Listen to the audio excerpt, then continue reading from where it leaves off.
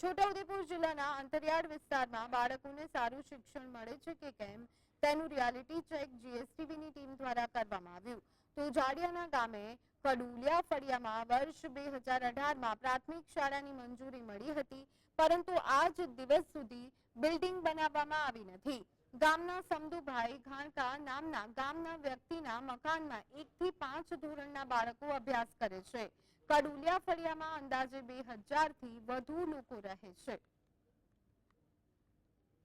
2018થી school મારા મકાનમાં ચાલે છે અને હું તાત્કાલિક ધોરણે સ્કૂલ ભણાવવા માંગુ છું અને છોકરાને અને મને બહુ તકલીફ પડે છે અને વારંવાર રજૂઆત કરવાથી સ્કૂલ બનતી નથી અને તાત્કાલિક ધોરણે ભણે એવી સરકારને હું માંગણી કરું છું. મારી છોકરી અહીં અભ્યાસ કરે છે ઘરમાં, તો તાત્કાલિક ધોરણે અમારી સ્કૂલ બને, બિલ્ડિંગ બને એવું અમારી માંગ છે. અમે તો અભણ છે, પણ અમારા છોકરા સારી રીતે ભણે, સારું શિક્ષણ મળે એવું અમારી માંગ છે. શાળાનું બિલ્ડિંગ નથી પણ મંજૂર થઈ ગયેલું છે.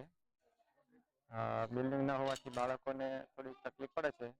પછી સંદીપભાઈને પણ થોડી એમ કે અગવડ ઊભી થાય છે. એમના કોઈ સગા સંબંધી મહેમાન આવે તો એમને બેસાડવાની તકલીફ પડે છે. બિલ્ડિંગ બની જાય તો એમ કે